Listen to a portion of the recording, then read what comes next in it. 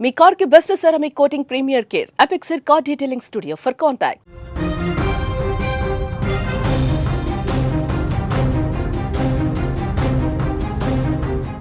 తెలుగు రాష్ట్రాలను ప్రస్తుతం చలిగాలులు వణికిస్తున్నాయి.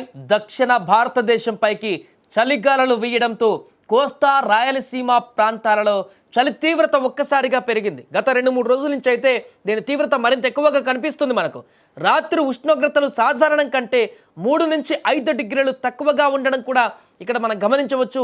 ఈ చలి తీవ్రత మరికొన్ని రోజులు కొనసాగేటువంటి అవకాశం ఉందని ఐఎండీ తెలిపింది. అయితే ఇదిలా ఉండగా బంగాళాఖాతంలో మరొక ముప్పు పొంచి ఉన్నట్లు వాతావరణ నిపుణులు ఇప్పుడు హెచ్చరిస్తున్నారు.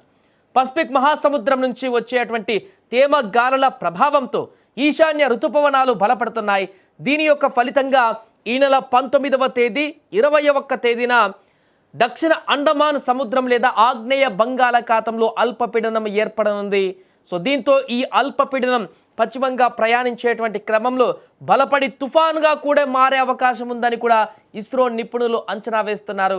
ఈ తుఫాను ఉత్తర తమిళనాడు, దక్షిణ కోస్తా వైపు రానుందని, ముఖ్యంగా దక్షిణ కోస్తా జిల్లాలపైన దీని ప్రభావం ఉంటుందని విశ్లేషించారు. దీనికి ముందుగా మరో 4-5 రోజులలో శ్రీలంక సమీపంలో ఒక అల్పపీడనం ఏర్పడి దక్షిణ తమిళనాడు మీదుగా ఆ దిశగా వస్తుందని మోడల్స్ అంచనా వేస్తున్నారు. ఇక రానున్న 2-3 రోజులు రాష్ట్రంలో అక్కడక్కడ వర్షాలు కురిసేటువంటి అవకాశం, ఆ తర్వాత మళ్ళీ పొడి వాతావరణం నెలకొంటుందని కూడా భారత వాతావరణ శాఖ అధికారి తెలిపారు.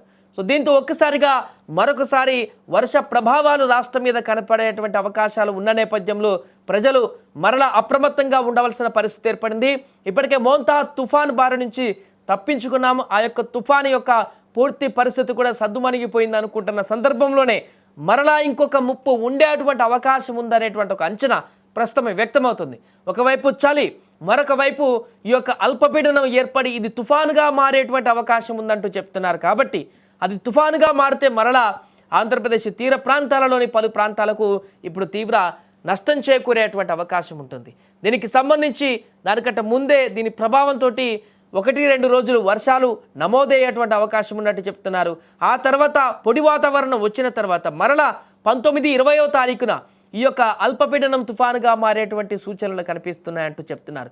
ఇంకా చాలా సమయం ఉంది కాబట్టి మరి అల్పపీడనం అనేది అది తుఫానుగా మారుతుందా, తుఫానుగా మారితే అది దిశ మార్చుకొని వేరే వైపు వెళ్ళేటువంటి అవకాశం ఉందా, లేదంటే ఇప్పుడు చెప్పినట్టుగా ఎగ్జాక్ట్గా తమిళనాడు, ఆంధ్రప్రదేశ్ సమీపంలోనే తీరం దాటేటువంటి అవకాశం ఉందా, దీని కారణంగా వచ్చేటువంటి వర్షాభావ పరిస్థితులు ఏ రకంగా ఉంటాయి, వీటన్నింటినీ కూడా అంచనా వేస్తున్నారు అధికారులు. ఏదేమైనా కూడా మరొకసారి అప్రమత్తంగా ఉండవలసినటువంటి సమయం అయితే ఉంది. ఇంకొన్ని రోజులు ఉన్నప్పటికీ కూడా ఇప్పుడున్నటువంటి చలి తీవ్రత కూడా పెరుగుతున్న సందర్భం ఉంది. కాబట్టి ప్రజలు రాత్రి సమయంలో లేకుంటే ఉదయం సమయంలో కూడా పూర్తిగా ఈ యొక్క చలి నుంచి కూడా రక్షించుకోవాల్సిన అవసరం ఉంది.